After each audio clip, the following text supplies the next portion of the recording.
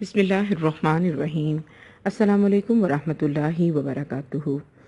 الحمدللہ آج سورۃ البقرہ آیت نمبر 116 سے لے کر 120 تک کی ترجمہ اور تفسیر کو ہم دیکھیں گے۔ تو آپ ایسا کریں کہ سادہ قرآن اپنے سامنے رکھ لیں تاکہ آپ کو ترجمہ سمجھنے میں آسانی ہو۔ رب اشرح لی صدری ویسر لی امری واحلل عقدۃ من لسانی یفقہوا قولی رب زدنی علما اللہم فقہنا فی الدین۔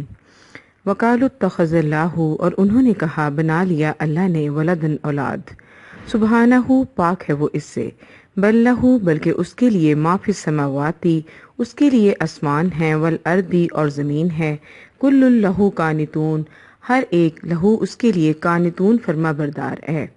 بدیع السماواتی پیدا کرنے والا ہے وہ آسمان کا، یعنی کہ ابتدا سے پیدا کرنے والا، بغیر کسی نمونے کے پیدا کرنے والا۔ بدیع السماواتی والارض پیدا کرنے والا ہے آسمانوں کا اور زمین کا۔ وَإِذَا قَضَىٰ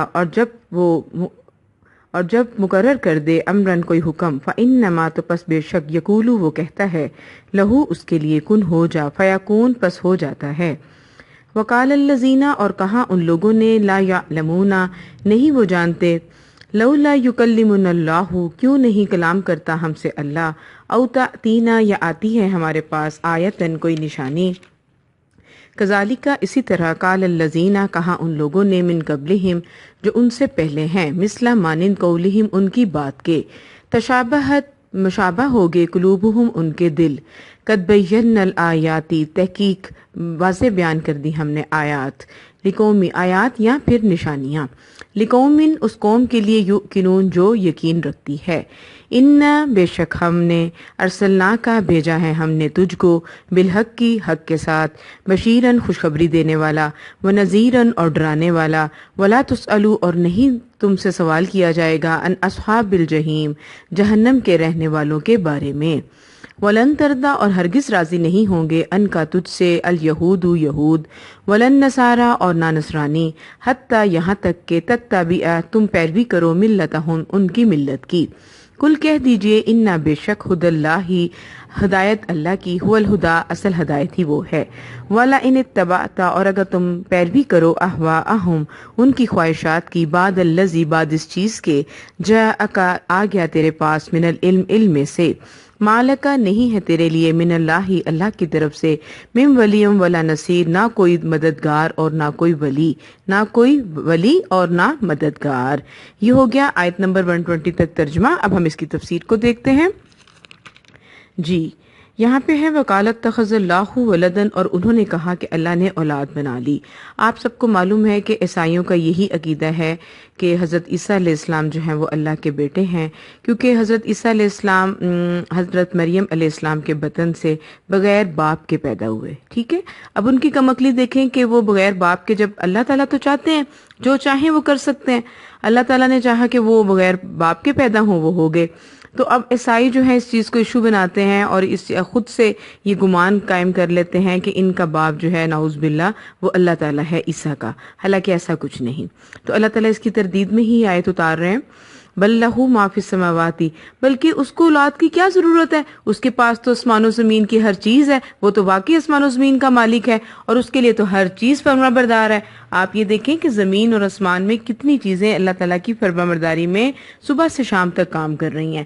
سورج کو دیکھ لیں، چاند کو دیکھ لیں، ستاروں کو دیکھ لیں، پہاڑوں کو دیکھ لیں، تسبیح بیان کر رہے ہیں، اور سورج چاند ستارے جو ہیں وہ اپنے اپنے کاموں میں لگے ہوئے ہیں، کوئی ایک لمحے کی بھی تاخیر نہیں کرتا، ٹھیک ہے۔ تو اللہ کو اولاد کی کیا ضرورت پھر؟ اور بدیع السماواتی والارض، بدیع کا مطلب ہوتا ہے عدم سے وجود میں لانا، یعنی کہ بغیر نمونے کے اللہ تعالیٰ نے آسمان اور زمین کو پیدا کیا، اور جب وہ کسی حکم کا ارادہ کرتا ہے یا اس کو مقرر کرتا ہے تو وہ کہتا ہے ہو جا، پس وہ ہو جاتا ہے۔ پھر وقال الذین لا یعلمون لولا یکلمنا اللہ، اور کہا ان لوگوں نے جو نہیں جانتے۔ اب یہاں پہ مشرکین عرب کی بات ہو رہی ہے۔ آپ کو پتہ ہے کہ یہودی بھی بہت موسیٰ علیہ السلام سے بڑے طرح طرح کے مطالبے کرتے تھے، طرح طرح کے سوالات کرتے تھے، تو اسی طرح مشرکین عرب نے بھی نبی اکرم صلی اللہ علیہ وسلم سے یہ مطالبہ کیا کہ ہم سے اللہ تعالیٰ جو ہے وہ براہ راست بات کیوں نہیں کرتا، اور ہمارے پاس کوئی نشانی کیوں نہیں آتی تاکہ ہم بھی مسلمان ہو جائیں۔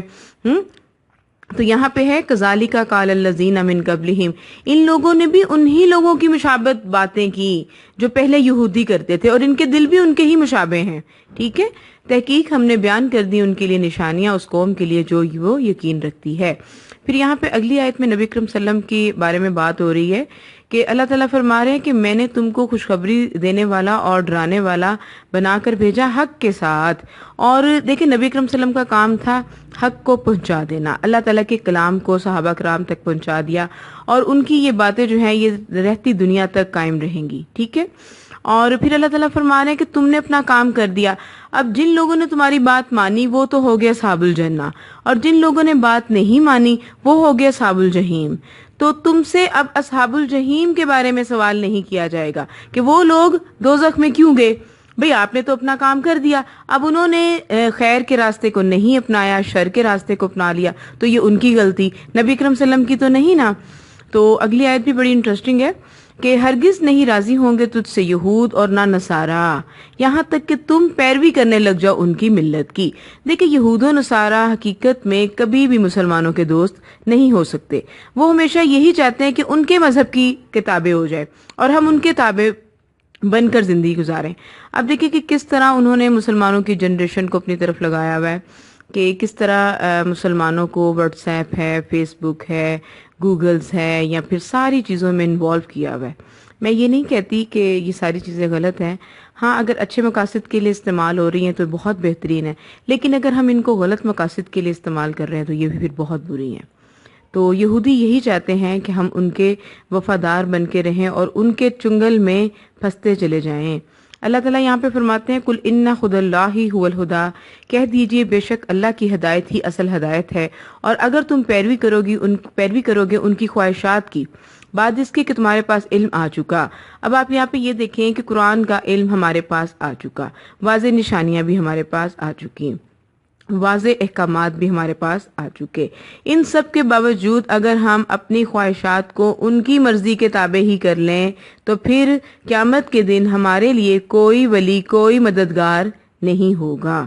ٹھیک ہے، یہاں پہ یہ چیز سمجھنے کی ہے کہ قرآن کے ہوتے ہوئے اگر ہم اپنی خواہشات کی پیروی کریں اور اللہ کے بندے نہ بن کر رہیں تو دیکھیں پھر خسارہ ہی خسارہ ہے.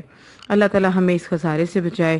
آیت نمبر 120 تو ہو گئی کمپلیٹ. انشاءاللہ کل جو ہے وہ میں آپ سے 121 اور 121 سے لے کے 125 تک کی تفسیر کو ڈسکس کروں گی. اب آپ یہاں دیکھیں کہ ہماری جنریشن جو ہے وہ کس قدر یہودیوں کے قبضے میں ہے مینٹلی طور پر. سارا دن ساری رات موبائل ہاتھوں میں، یا پھر ٹی وی کے آگے بیٹھے ہیں، یا پھر میڈیا میں لگے ہوئے ہیں. کتابوں سے اور پڑھنے پڑھانے سے ہماری جنریشن اس ٹائم بہت دور ہے، ایون کہ لیڈیز بھی، ایون کہ جینٹس بھی. اب آپ یہ دیکھیں کہ ہمارے معاشرے میں کتنے فسادات ہو رہے ہیں. میریڈ بچے بچیاں آپس میں دوسروں سے فرینڈشپ کیے ہوئے ہیں. پہلے ایسا ہوتا تھا؟ ایسا نہیں ہوتا تھا. دیکھیں یہی یہودیوں کی کاریگری ہے کہ انہوں نے کس کس طریقے سے ہم لوگوں کو اپنی طرف لگایا ہوا ہے، کیونکہ وہ کبھی راضی نہیں ہوتے. وہ یہ چاہتے ہیں کہ ان کی ملت کی ہی پیروی کی جائے اور ہم پھر سمجھ جائیں نا کہ ہم نے ان کی ملت کی پیروی نہیں کرنی. ٹھیک ہے، ہم نے قرآن کے احکامات کے مطابق زندگی گزارنی ہے انشاءاللہ العظیم. سبحانک اللہم و بحمدک اشہد ان لا الہ الا انت استغفرک و اتوب الیک. السلام علیکم ورحمۃ اللہ وبرکاتہ. ماہنور چینل کو لائک کریں، شیئر کریں. جزاکم اللہ خیرا کثیرا.